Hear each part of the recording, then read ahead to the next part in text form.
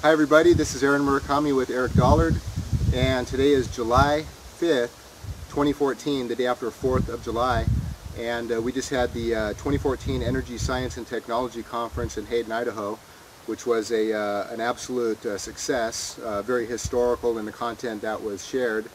And so when you're taking your trip up here to Spokane just to come up and prepare for the presentation, some interesting good serendipitous things. You've posted, I was with you and we posted probably about 700 photos in ericpdollard.com. There's a bunch of different photo galleries and the blogs for the Long Lines project. There's some of the different places where you kind of camp out, you know, when you're out on the road, different Jeep trails you're on, and you know, everybody knows you drive, was a 1980 Toyota Corolla? Yeah, 1980. And you're out on some Jeep trail and you just ran across a 1980 Toyota Corolla engine with a couple distributors just laying there in the middle of the woods. Maybe I can overhaul. Yeah, right next to my camp. Right. So you just got out and there they are, parts for your car. Yeah. So, you know, so a lot well, of, not a lot, but I mean, yeah. At any rate, you know, the things can be refurbished. Right. But out of any car in the world, it was, yeah, it was you know, identical. Right. Yeah. So, you know, these kind of things have been kind of going on, so definitely, you know, the energy is just right for whatever's happening. And then so coming up here, and then we met with Steve Hills, who is the director of EPD Laboratories, the Glommeister, who you know, goes around the country, you know, buys and sells old used surplus equipment, has hauled, you know, entire telephone exchanges and that kind of thing, and he has helped EPD Labs accumulate quite a bit of glom for the lab. Oh yeah. And do you want to? Well, he got the stuff moved that was here that was critical. A lot of capacitors and coils and transformers and things that you know, that are what I'm looking for. But the problem still exists as to how to handle all this material.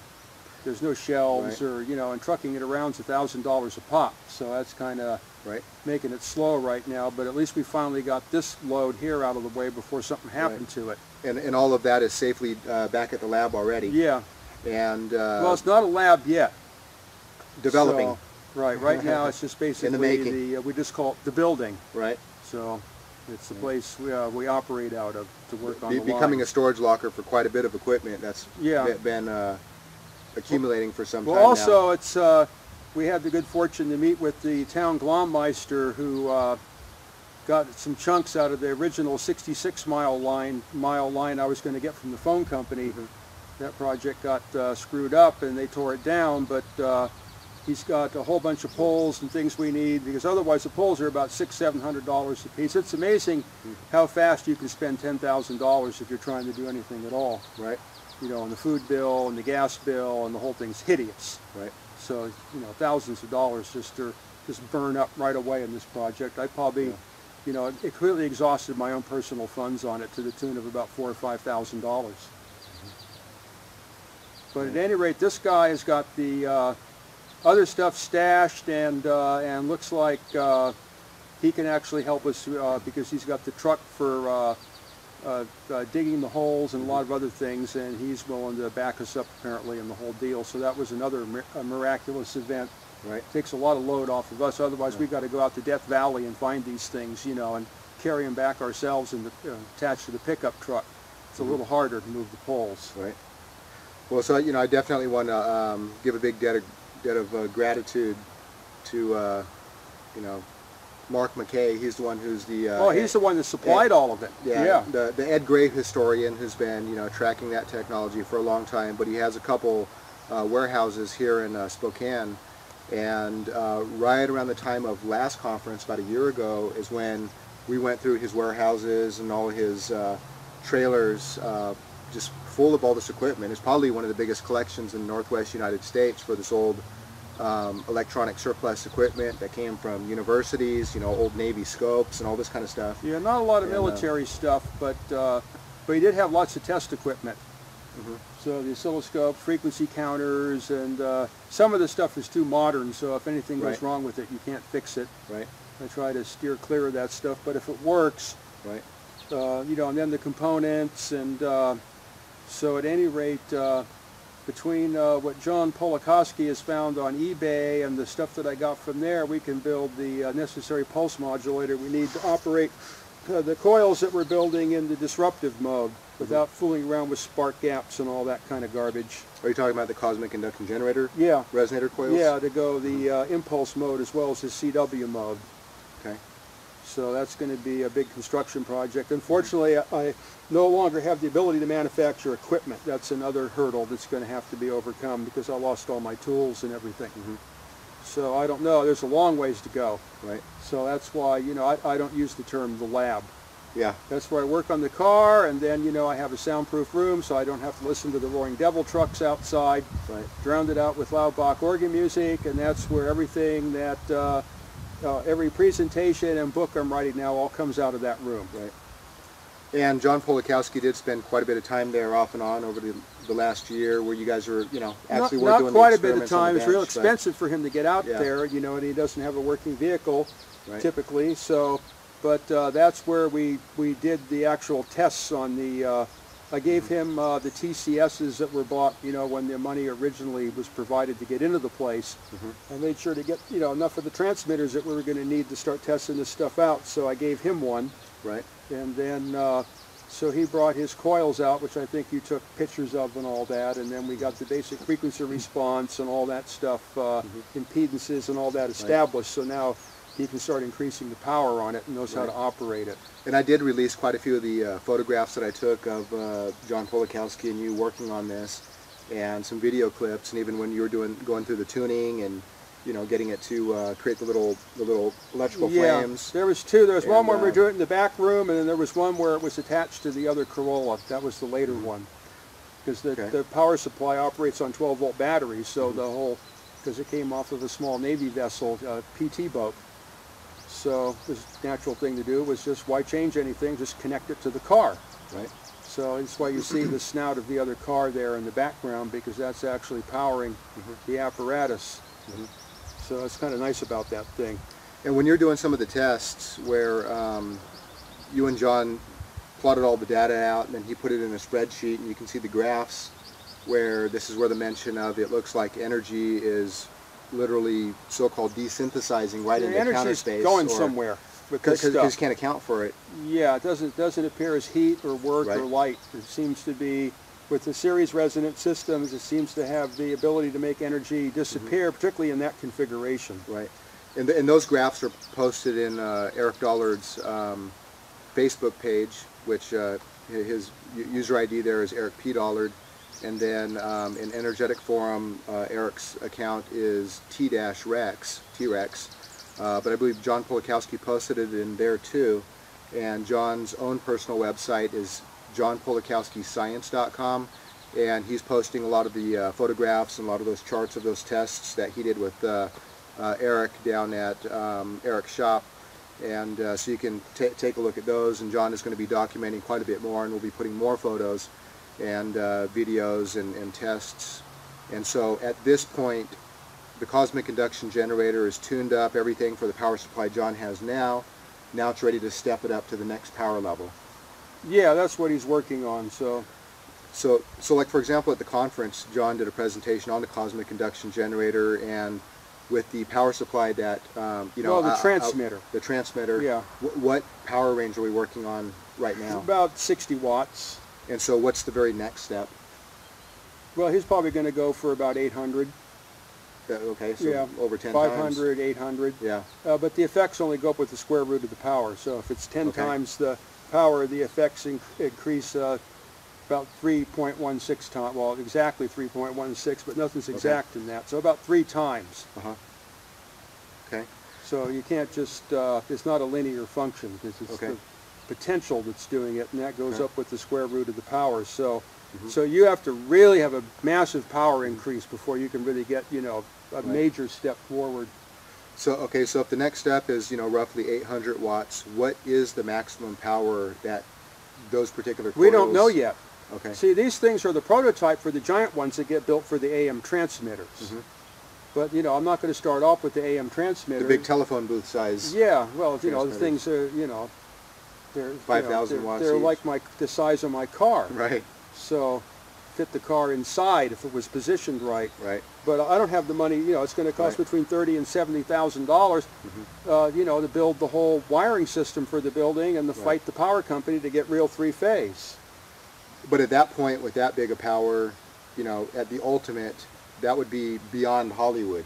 I mean, that's, it'd be stunning. That's going into it'll be stunning. Into crazies where people are going to question their own reality. Yeah, we already did. We already did this in Santa Barbara. So right. So that was 2,000 watts, roughly, or back I was using around 2,000 to 4,000 watts. So the photos that people are seeing with these purple plasma discharges. That was 1,000. Most of those were 1,000 watts. The photos that people are able to see right now. Yeah, that was about 1,000. But then the flame speaker thing, I cranked it up to about 3,000 or 4,000. Right. So that's why we have the AM transmitters, to do the music part of it. Okay. So I just want to, remind everybody that, right before the conference, there is probably about 750 new photographs put in there where you can see Eric's journey up here to the Spokane area right before the conference. A lot of the Jeep trails, some of his camps that he stays at, some of the camps over in Lone Pine. Yeah, it shows where basically the places I stay in Lone Pine, and that's where a lot of the papers were written. Well, that John posted on the internet? Oh, yeah. Well, that's where the original Lone Pine writings came from. But then, a lot of stuff was written in this other location, too, in the middle of Oregon. This isn't the first time I've gone to those places. So I've spent, months there. Right. Writing the whole last presentation. Right. And that book. So it's hard to say where any of this stuff, actually, a little bit of it comes from this location, but the bulk of it is done outdoors. Right. And then when it's refined, then, I take it back to the main building and then just, disappear into my soundproof room and then put all of it together. Right. Now, another one of the photo albums, which is basically deals with Landers, which was the facility that had the advanced seismic warning system already amongst a lot of other things. That whole thing was basically a Navy communications station that I built from scratch. So we covered the entire radio spectrum from 300 cycles a second to 3,000 megacycles a second. The spectral displays and multi-channel wideband receiving capabilities. To duplicate that is almost incomprehensible. 25 acres, of antennas and wires. Right. So there's some pictures got out. The person that has the pictures in his computer, it seems to be very uncooperative. It's part of that whole Marin County Tesla Society mentality. So I don't know. There were some copies made. Let's see if we can get them out. I hope so. Okay. And then there's a video that was taken just before the place got destroyed. So that will probably be about the best of all of it. So I still have to go through that and kind of a little guided tour of the I gave like a description of all the various operating things there. So if you go to ericpdollar.com, and if a lot of people are wondering about the advanced seismic warning system, if it's just theoretical, the answer is definitely no. No, it's completely engineered. Yeah, completely engineered, and it was actually a working. It was being tested in the Landers facility. Well, the Landers earthquake happened in Landers. Yeah. So that wasn't a very advanced system then, but it was strong enough to work. And then it did the Northridge earthquake. Right. And I don't know it because Walt was operating it. I'd be gone for a year, and Walt was operating the station that was on his property. He made all kinds of determinations of things that kind of became the joke around town. Walt starts going, "There's going to be an earthquake," and everybody laughs at him, and there's an earthquake. Right.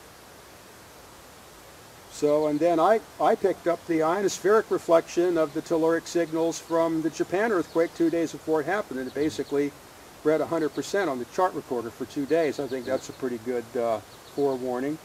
A noise storm like that only can come from a hurricane or an earthquake, and there were no hurricanes, and it was so strong I figured it was going to be San Francisco, but the foreshock occurred 1 hour after the onset of the noise storm, and then that was identified with Japan, so sure enough, that's what transpired. So, so if you go to ericpdollar.com, there's, in the left column, you'll see different categories of so-called blog posts. They're really posted as photo albums. And there is one for Landers, and there's we put maybe 20 pictures. There's about maybe 20 photographs. Yeah, we only have a few. And there's some examples of some of the charts from different What's earthquakes left of them. that was measured in the past. Right. And so you can check that out. And one of the other photo albums deals with this, the last remaining telephone facility using the old Bell Labs style. equipment from like the 60s. 50s, 40s, actually 40s, 50s, and 60s. Right, so if you see these aisles with all this equipment on the left and right, and millions of wires coming out of it, and all these relays and everything else, that's the type of, way before anything was digital, that's the type of equipment where if you made a phone call from one person to the next, it's all going through that type of equipment. Went through that equipment. And so, so what was your particular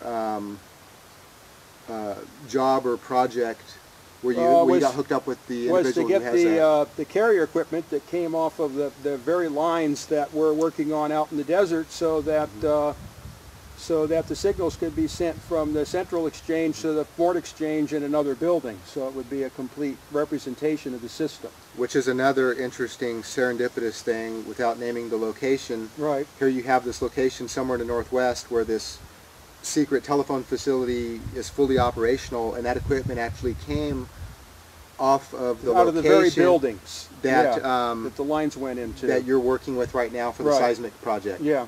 So it's been kind of a crazy, you know, synchronistic journey, but all these things are just like completely interlinked. I mean, it looks like, you know, the voodoo's trying to make something happen. So, right.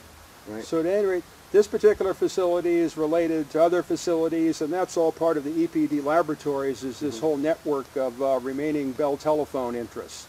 You know, both the equipment and the know-how and all that type of stuff. So another photo album in ericpdollard.com is the Long Lines project, and I think that might be where we put the the TD2 transmission sites. Yeah, the TD2 site is one of the places where the lines that we're salvaging connected to. That's where they would go from the open wire mode to the radio mode, the repeater sites. Those are virtually all gone. That's what I was supposed to work on when I got out of high school in the phone company, was those sites. I had the transmitters for one in my parents' garage that I did my experiments with. That was the equipment I determined the mutation on the radish seeds with low-level microwave exposure was using TD2 equipment. Okay. Microwave. Yeah. Very low power.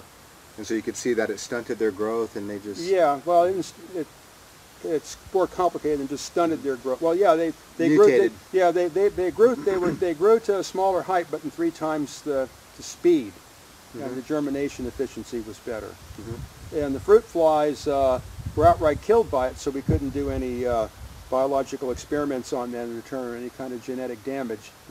So that's basically, you know, that's what you're holding next to your head with your silly phone. And with microwave food, probably along those same lines. Well, that's its own thing. I didn't study that. Yeah. So all I know is these organisms were only, you know, being exposed to milliwatts of power, yet it had a profound impact on their being. Right. So, you know, from all this, and then, you know, we're up here in the Spokane area, then we have the conference. You know, originally Eric's presentation was scheduled to be, you know, roughly about 2.5 hours, and the title of it is the Extraluminal Transmission Systems of Tesla and Alexanderson, which is the electrostatic communication method, which is not constrained by the so-called speed of light barrier and all this Einsteinian type of not related to that theory. Yeah. Completely not related. It's a completely different form of communication, and that's what the talk was basically about. And you know, I helped pull out about 450 photographs off the internet to put together 2 PowerPoints, and then Jeff Moe helped kind of weave those together, and this presentation is so comprehensive that over a few weeks or so, well, actually you've spent quite a bit of time already writing the notes. Yeah, I got about three months into it. About 3 3 or 4 months. months. Yeah, I was kind of a month behind, so, and then there wasn't time to give everything that was written for the presentation, but actually, you know, like last time, it's going to turn into 1 or 2 books afterwards. So the book will have a different title. It'll be I have to look at my notebooks and see what it's supposed to be. I think it's the History, Theory, and Practice of Transmission Engineering. That's going to be the title of the book. And so Eric's talk was the final keynote talk on Sunday at the end of the conference. And instead of being 2.5 hours, it turned out to be maybe a little over 4 hours, I think. And so it's giving the whole, first of all, it walks everybody through the history of, would you say, Transmission. Just transmission in general. Right. Transmission has to be defined before we can start talking about it. Okay. So the first step was to explain to people what the whole transmission process is all about and how to symbolize it so that it can be applied to transmission systems that no one has ever known anything about on an engineering level, like those of Tesla and Alexanderson, and even common stuff that occurs in power lines and things that are completely ignored. Mm-hmm. So with so after going through the history, and then you touched on the actual. Well, then the main thing is to get the speed of light and the electron out of the picture. Mm-hmm. So that was the middle part. Because it has nothing to do with this communication Not directly. system. It's not Right. directly connected. It's a parasite that got hooked onto the deal, where sometimes it applies, but not always. So that had to be. I had to show where all that came from. So it's probably the, you know, even though there's a lot of technical information in this presentation, in concept, I think it's really pretty straightforward for the layman to look at the history of where relativity came from, the origins of it, where those ideas came from, and kind of where Einstein kind of jumped in and... Well, Einstein and Minkowski, Mm-hmm. they worked as a team on this. So, and then it was really neither of them that came up with the relativity concept. That had preceded them by the work of some other people, and even, you know, including Maxwell. So, so that's what I go through is to show how basically it's probably the only non-technical explanation of relativity and its origins that you'll ever find.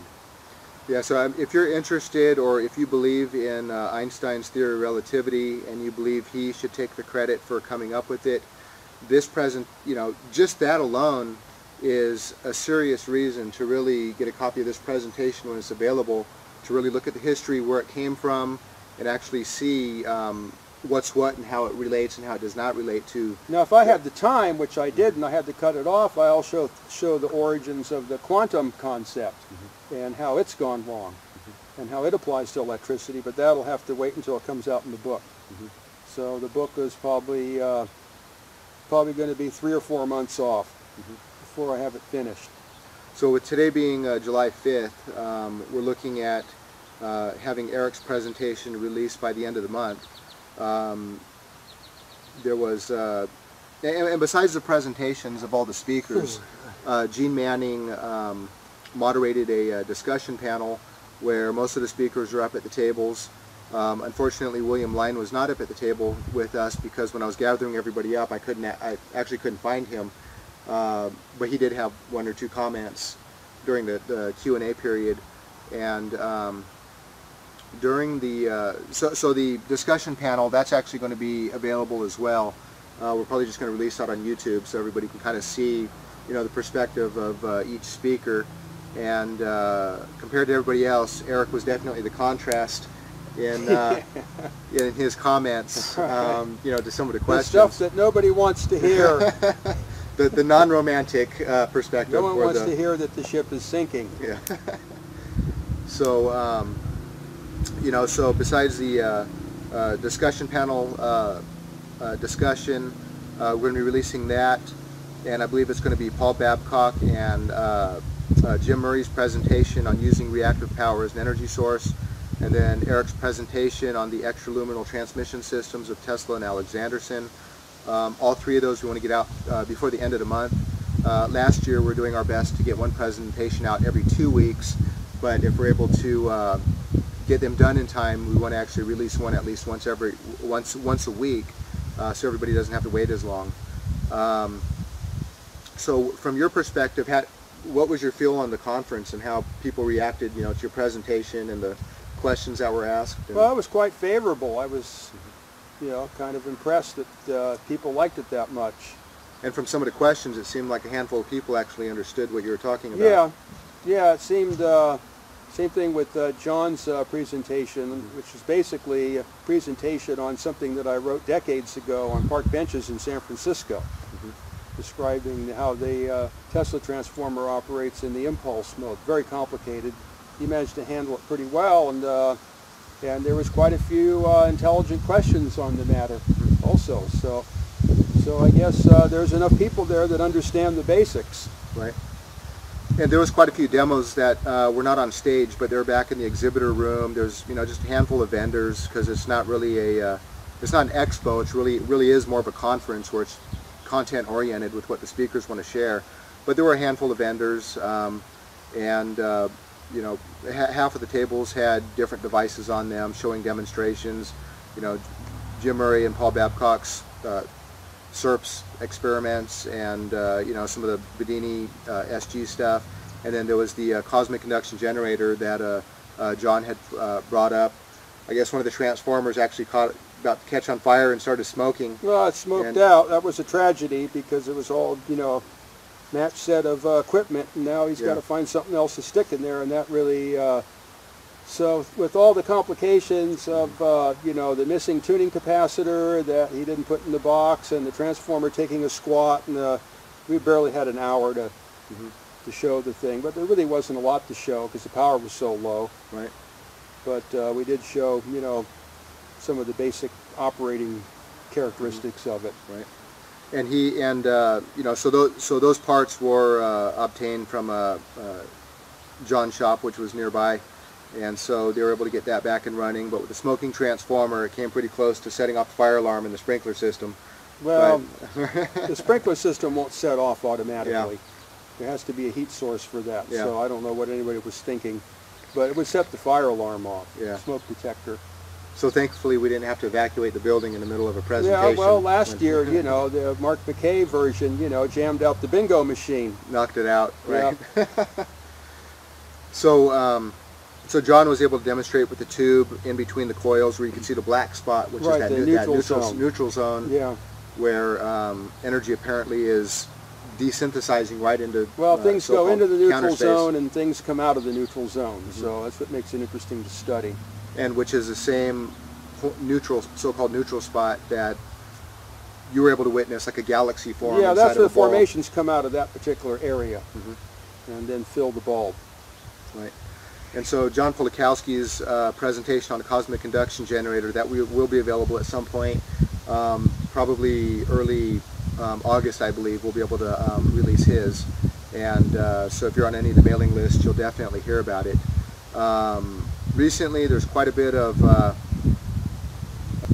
just by posting a few things about your presentation at the conference and kind of giving a rundown on all the other presentations. There's quite a few people who are definitely in Facebook.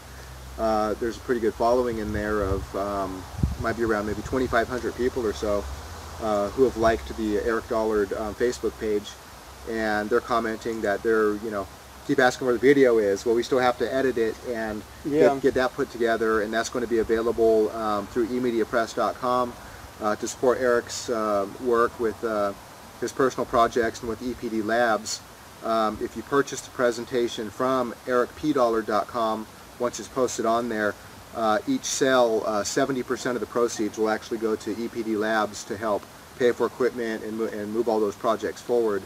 Probably not in this video. We probably don't have time to go over really any of the Q&A of Facebook. We would still have to go through that, and Eric has to take off in about 2 days. And so we can probably do that over the phone at some point, because there's quite a few people who have asked different questions. And so, keep an eye out for that, but we'll have to do that at a separate time. Yeah, it would be better if people sent their questions to the Lone Pine postal address. Right. Because then I can sit down and answer them, at my convenience. You either have to get, a shortwave radio or use the post office. Right. So you have to deal with me like I'm a ship out at sea. Yeah.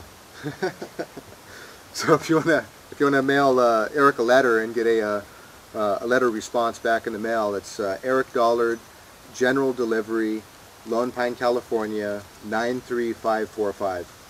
And that'll come straight to Eric. And when it might take me a month or two to answer it, but if it's a legitimate letter, it will be answered. Right.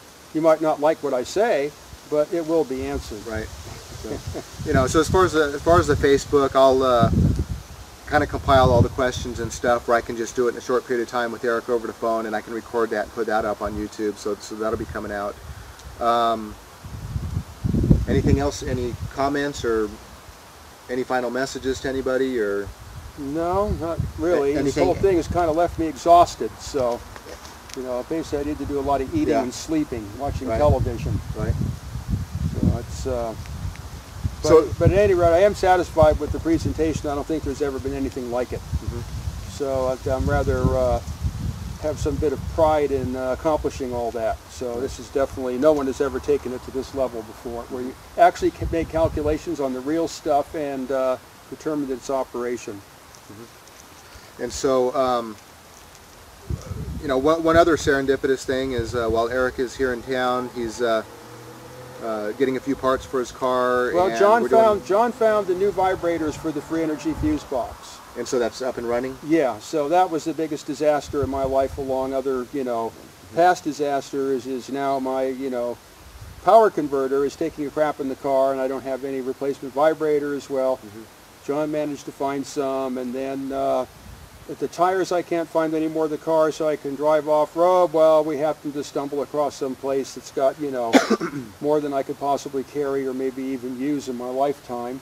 And then lo and behold, across the street, while I'm watching the car to make sure no one's monkeying with it while they're working on it, I see some kind of Navy thing, which makes no sense, but I see it there and it can't be right. So I go over and look at it to determine that it's not right, and it happens to be the Navy radar indicator that means that I can now make some of the CRT displays that I used to make when I was a kid, when I had access to all this stuff. So you can see these waveforms and things that can't be portrayed in any other type of device other than a radar indicator. And it just happens to be across the street from a place where we're going to get tires that you can't find anywhere.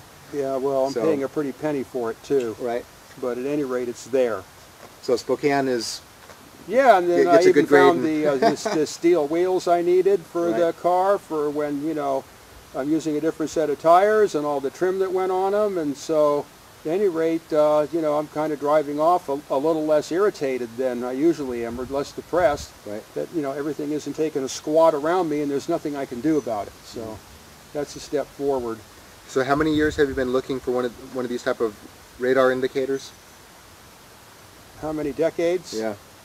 Oh, I don't know. I mean, when I lost my high school laboratory, and that stuff all fell out of my hands after I got out of the Navy, I haven't had a CRT display set up like that since 1970. Well, we're going to get that, and that's going to wind up down in your shop, which will be allowed, as soon as we're able to make it so. Right. So Steve will take another trip up here at some point, and there's we got even some bigger other stuff, right? We've got 2 or 3 GLOM missions going that looks like we're literally going to get cases of utility pole hardware and stuff like that, and God knows what kind of carrier equipment with the tubes, and probably about 1 full tractor trailer load of this stuff. But unfortunately, the gas money is the complication. It's expensive to move this stuff around. And the big complication now, which is going to require a fundraiser, is I need to build some kind of infrastructure to store all this stuff. I can't just be living in heaps of stuff, and then I can't do anything with it. Right. So we got to figure out. We figured the lumber and everything, because of the massivity of all this, it's going to be about $5,000 in lumber and to pay the people that, like me, don't get money to do this stuff, to help me put it all together. Right. So it's a constant, there's constant barriers, but getting the material is the first step. Okay. Now, so one last thing before we wrap it up is I want to mention about the Advanced Seismic Warning System and the Indiegogo campaign that was several months back for Eric and EPD Laboratories. For people who donated money to the campaign, I have in my hands, actually sitting out in my car right now, some autographed photos and some personalized letters. Those are going to be mailed out Monday when the post office is open, so look forward to those. There's a handful of people who will not receive them yet. I still have to verify the name and the mailing address, but we'll get those out. But 95% of them are done, and will go in the mail early next week. Also, over the last few months, we haven't really put a lot of updates on what's going on there, but if you go to ericpdollard.com, there is a photo album in there where we're showing a lot of the photos where you and Justin are actually working on these poles. Yeah. And so we completed phase 1, which is repairing and getting all the poles that's on the getting property everything in good shape. stabilized and you know, meeting the government requirements, you know, Right. of nothing falling apart or, you know, danger to the public or, Right. you know, any of that kind of stuff. So we got that done. There's no poles that are going to snap in half and screw everything up, and the ones that are all screwed up, you know, have been taken down and have to be replaced later. It's extremely difficult. Right. Digging the holes in solid rock was absolutely brutal. 1 3.5-foot hole for a guy anchor took 2 days for 2 of us to dig, and really screwed Justin up pretty bad. He wasn't used to that, so it's not really that much of a problem for me. But so we were able to do our job for the city to get their. They had the problem is they had an abandoned communications lines that were tangled up with the 440, which, you know, they in turn will, you know, everything that we take down we can have, and anything that they don't need we can have. And they're basically, the city is now supporting the the Advanced Seismic Warning Project and incorporating it into the Public Utilities District of the town there. So that's a definite step forward. Right. And the government agency that you know, oversees that we're not screwing up and all that is absolutely flabbergasted that we did everything we said we were going to do in 5 weeks. Right. So now the next step, we have to wait till the weather's right and money builds up again. The next step is to go out in the Death Valley side of all this, and there's a long section of line out there, and we have to pull the whole thing down, glom it, and drag it, and that's going to take damn near a whole month. Right. So we have to get way back in there, you know, with the 4-wheel drive apparatus, and you know, we lost the truck into a sinkhole on one of these projects. It was hell to get it out. It's really dangerous to be driving around in these places. Literally fell straight in. Straight in, yeah, you know. But at any rate, I'm used to doing that with the Corolla, so it was no problem with the 4-wheel drive truck. We got it out. But fortunately, the car was there to assist in the project, so that was a little scary.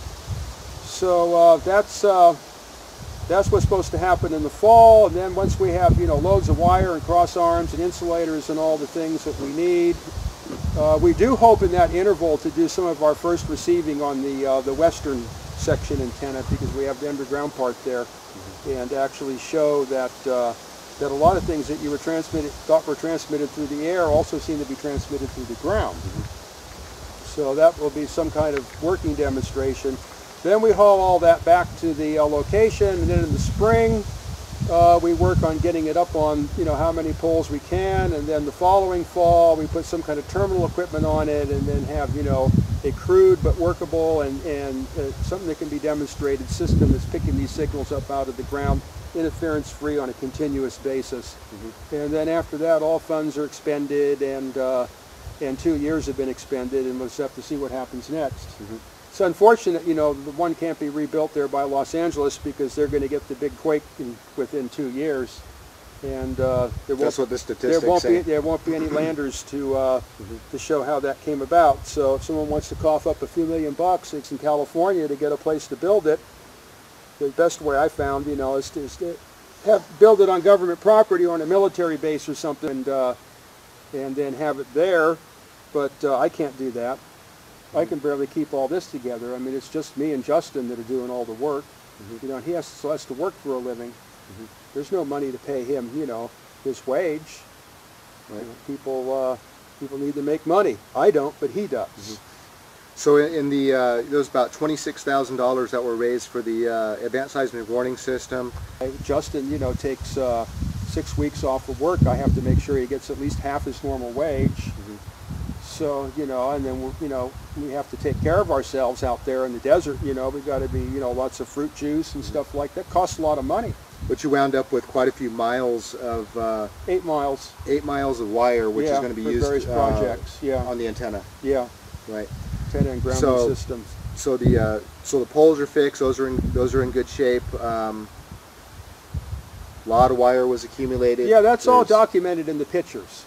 Right. That are on the website. It shows, you know, us actually in the process of accomplishing all these things. Yeah, if you see these big reels of wire that are just laying down on the ground, this is wire that they've been able to accumulate out in the desert off of old abandoned telephone line, Yeah, telephone it's poles a and stuff. special type of wire. It's copper-coated steel, so it has no scrap value. Mm-hmm. So people just leave it there. Mm-hmm. So at any rate, when DWP came through and trashed this line, well, nobody bothered to clean it up afterwards. Mm-hmm. So I spent about 10 years cleaning up 5 or more miles of this stuff, and used that to build landers. And now that that we've actually have gained the official use of the facilities and stuff, I'm cleaning up all the rest. It has to be done. We can't have a mess out there. That's our our agreement with the government, is there can't be anything that's any hazard to the public. Mm-hmm. So the wild burros and stuff get tangled up in this, and people riding around on motorcycles. So we had to do a lot of marching and roll up a lot of wire. Right. A lot of back and forth and back and forth, and miles and miles and miles and miles of walking and dragging wire day after day after right. day in that desert heat. Mm-hmm. So which I needed. It's good exercise. Mm-hmm. But it's tough. Right. You got to watch out you don't drop dead. Right. But yeah, all that wire and everything is valuable to the project, because that's what's going to be strung up on the poles to be used as part of the antenna system for the seismic warning system. And so just take a look at those photos, ericpdollard.com. And also the final thing I want to mention is we're getting into the final editing phase of the Versor algebra book. With all the equations, most of the content is typed up. Just going through some final editing with Jeff, and then once that's all put together in a book, that's going to be that'll be available too, and we'll be making announcements on that. The content for that book is also going to be copy and pasted into Energetic Forum. It's going to be posted first in ericpdollard.com as blog posts, just so it's an easy place for us to upload those images and that content. And then once it's in there, we can copy and paste it into Energetic Forum. And so when that's in there, chunks of it will be going out about once every 5 to 7 days or so on a regular basis. And then, but it will all be in one comprehensive book. Yeah, that's basically the second volume of the last presentation, the four-quadrant. Four-quadrant representation of electricity. Yeah, that's the full mathematical extension. So you really have to read the four-quadrant book before you read that book, and then all the pieces will fit together. Right. Yeah, watch the video presentation. It's on fourquadranttheory.com, and there's links to it at ericpdollard.com for Eric's presentation last year, which is four-quadrant representation of electricity. And as a companion to the video, there's a pretty comprehensive book that walks you through that. And so this Versor algebra book is basically part 2 to that presentation, which is all in book form.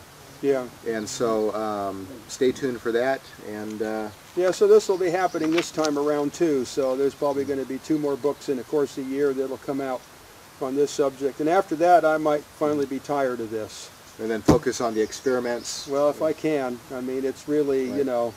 After a while, it kind of wears you down. Yeah. Well, hopefully by that time, when these are out of the way, then at that point should be enough equipment accumulated that you can actually get back to the bench and start doing what you want to do. I think at least I got enough stuff now. I can get a basic test bench together. Right. That's a good start. So it looks like the timing is going to work perfect. Also, in the photographs of the lander station, anything that's seen in those racks, if anybody has anything like that, I desperately need it. Okay. Particularly the chart recorders and the Navy tactical radio thing that's in the whole cabinet that has the seismographs in it. Everything that's in that so-called display Navy position or display console I am in desperate need of that equipment. I have no chart recorders to make any earthquake information or anything on right now, and I cannot find them. Okay. So you can look at that equipment in ericpdollard.com. There's a Landers photo album, and you can see the equipment Eric is talking to. And hopefully we'll have some more photographs out pretty soon. Yeah, I'm working on getting some good copies of a whole bunch of photographs that most people have never seen yet. And again, that Landers tour on video, where Eric kind of gives a guided tour of the facility, that'll be coming out pretty soon too. So, any final words? Or? Well, we need to build another one of those things as soon as possible in Southern California. So, I don't know how that's going to happen, but it's nothing that a 55-gallon drum of gold nuggets wouldn't correct. Right. Someone runs across one of those, and we can put the thing right together, maybe. Otherwise, you know, it's kind of like, what can I say? You know, Right. if no one's interested in anything like that. Well, hopefully with this, the current advanced seismic warning system that's going on, and you had posted some pictures of a secondary site, which is, it's like a two-part There's two of component them. to kind of Yeah, give like there's two of them. almost like a stereo Yeah, we want to view get of, a perspective of what's going on Right. with the earth signals in that area. right. But that particular area is not, it's not expected to face a devastating earthquake, and it's not particularly a place where we're going to find a source of signals emitted by a devastating earthquake, because there isn't a devastating earthquake. So the best we can do there is use it for demonstration purposes and just study of the telluric signals in general. But the right now the most important place to have working stations is in California, because it's statistically it's time. So once the solar cycle goes through its peak and goes back down, that's when this stuff starts popping up. There's a zigzag effect that Northern California, southern, northern, southern, northern, southern. So Loma Prieta was the last one. It's northern. So statistically, it'll be LA, but statistics aren't necessarily something you can rely on. Okay, so we're just talking about the Potential earthquakes in California. yeah, and the multi-system approach, which, for example, in the Indiegogo campaign, we never really mentioned that there were going to be two systems set up. But that is in fact what is actually in progress, is the one near Eric's lab, and then the other one is at a distant place from there, so you can kind of get a stereo kind of view Right. of Perspective. the earthquake signals. That way, I guess you can't totally triangulate Well, it. it's not just earthquake signals. There's a whole variety. It's tornadoes and hurricanes and solar flares. This is all a complex thing. The earthquake thing is not isolated that's just deal. one- that's just they one- all one benefit. connect together. Okay. The weather and everything all connects together. So this will give us our opportunity to keep continuous track of that again. Right. So anyway, thanks for listening, and if you want to know how to donate money to EPD Labs, you can go to ericpdollar.com. There's the address there. You can send check or money orders to help support the work, or even donate through PayPal. And with that, I guess we'll go ahead and wrap it up, and thank you for watching. Thank you.